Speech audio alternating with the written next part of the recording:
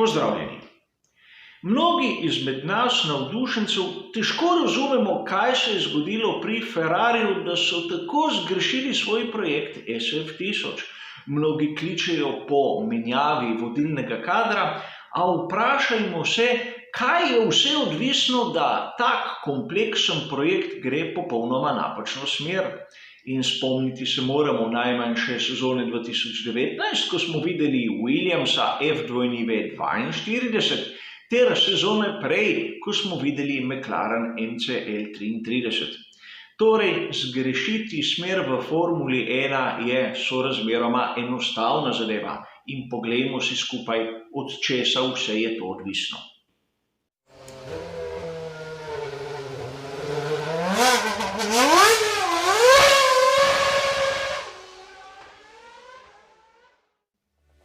Ob prebiranju raznih portalov in forumov povezanih s Formulo 1 sem naletel na izjemno zanimivo tezo.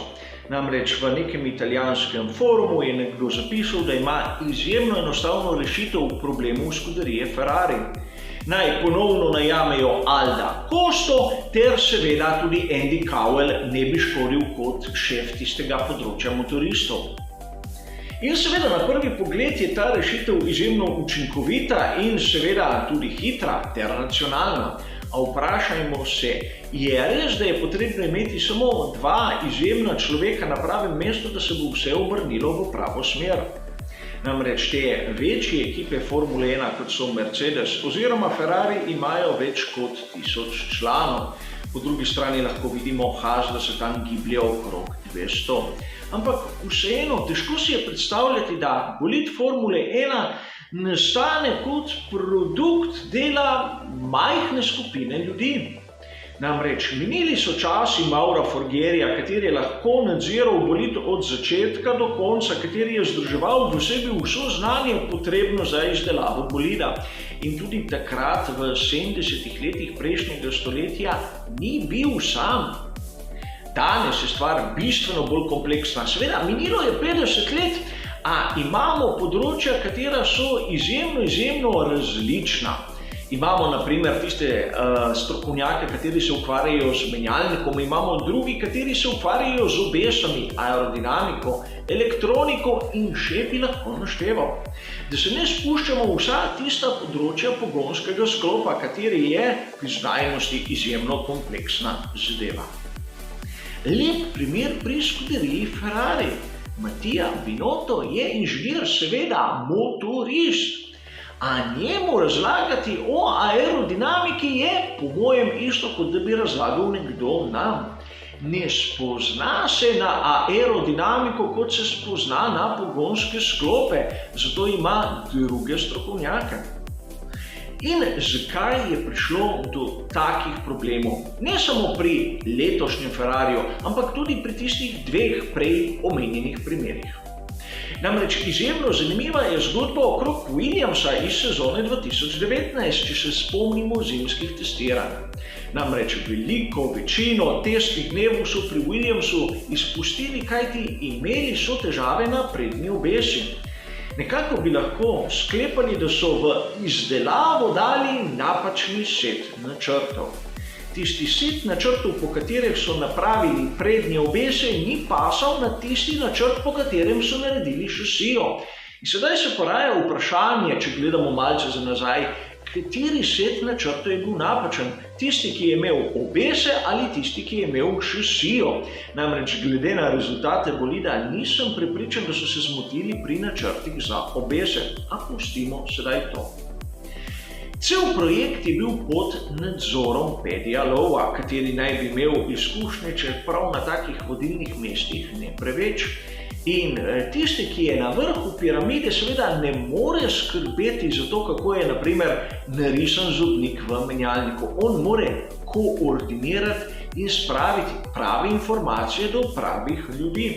In prav tu je verjetno prišlo do tiste kardinalne napake, katera je vodila v tako porazno sezono pri ekipi Williams. Tisti na vrhu ni bil sposoben opravljati svoje naloge, čeprav je bil lahko prvovrsten inženir v svojem področju, seveda.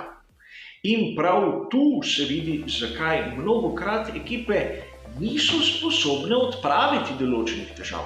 Namreč nam doma iz kavča je izjemno enostavno sklepati, da določen bolid ima pač preveč zračnega upora. To lahko sklepamo iz raznih grafov, iz podatkov o končni hitrosti. A kateri del je zgrešen, kje se nabere toliko zračnega upora? No, to je pa druga zadeva. Še več, ker ponavadi ne gre samo za enkos, temveč se zadeve seštevajo malce tu, malce tam. In seveda, priznam, jaz sploh nisem inženir, da bi vedel, da je na tistem prednjem delu 2 mm predebela tista oplata tam in generira preveč zračnega upora. Seveda, ne gre tako, zato so plačani profesionalci v ekipah, ampak tudi oni ne vejo, kajti preveč jih je in vsak se ukvarja točno z določenim delom. Namreč govorilo se je, da pri Ferrariju SF1000 je težava tudi v menjalniku, kateri je miniaturiziran in ta naj ne bi bil dovolj tog. In seveda nekdo izmed nas bo rekel, pa naj naredijo malce debelejše stene, naj montirajo starejšega gor, kar bi seveda porušilo druge zadeve, kot je na primer uravnoteženost bolida, medosna razdalja in tako naprej.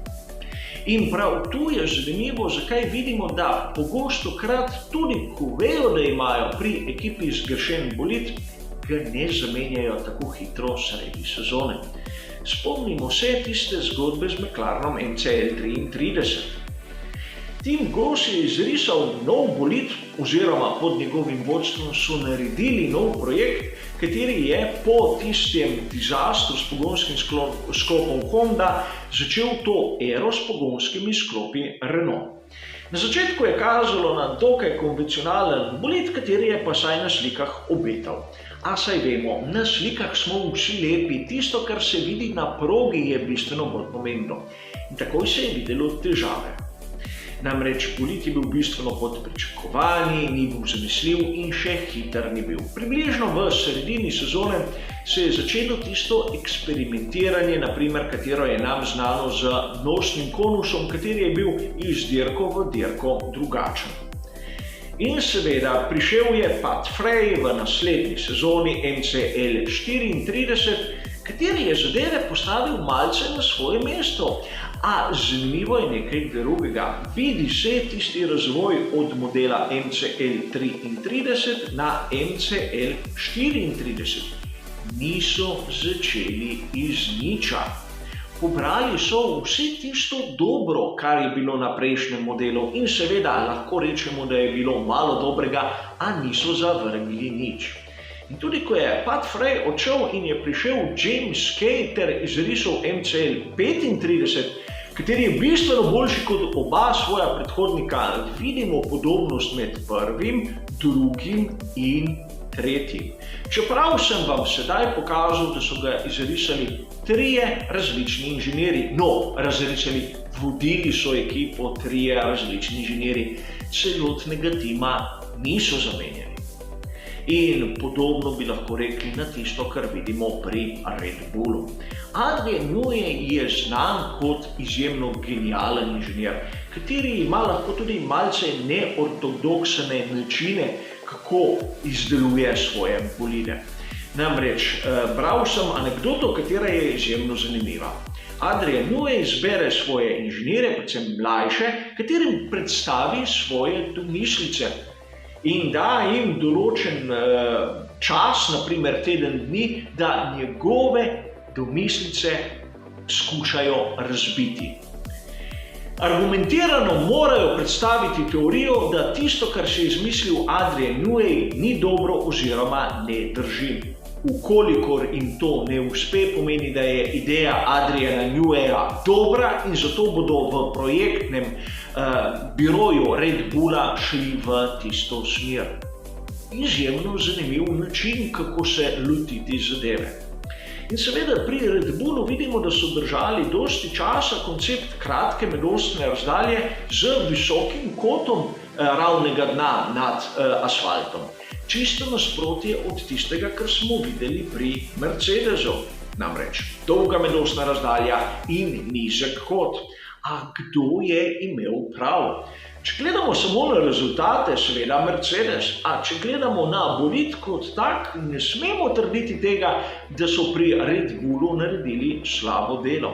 Šli so od začetka ter razvijali svojo idejo, katera se je pokazala iz sezone v sezono kot zmagovalna. Res, ni osvojila naslovov v turbohibridni eri, a ni imela praktično velikih padcev oziroma velikih sprememb zaradi tega, ker bi bila ideja slaba.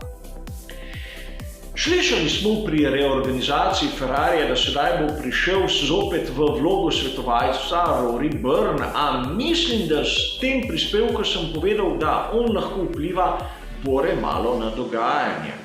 Zato je tudi nekako jasno, zakaj v ekipi sploh ne vidimo kakih revolucionarnih rešitev, ker se raje ukvarjajo z projektom od začetka, kot da bi prvo skušali razumeti, kaj je narobe in nato tisto, kar je narobe, skušali popraviti. Kajti vkolikor bi se to izbrali, bi verjetno porabili dvakrat toliko časa, kot če začnejo vse znova. Seveda s to nevarnostjo, da vkolikor začnejo vse znova, lahko zopet zgrešijo smer. In mislim, da smo dovoljkrat videli v zadnjih 3 sezonah, da zgrešiti smer v Formuli 1 je izjemno enostavno. Hvala za vašo pozornost in seveda nasvidenje.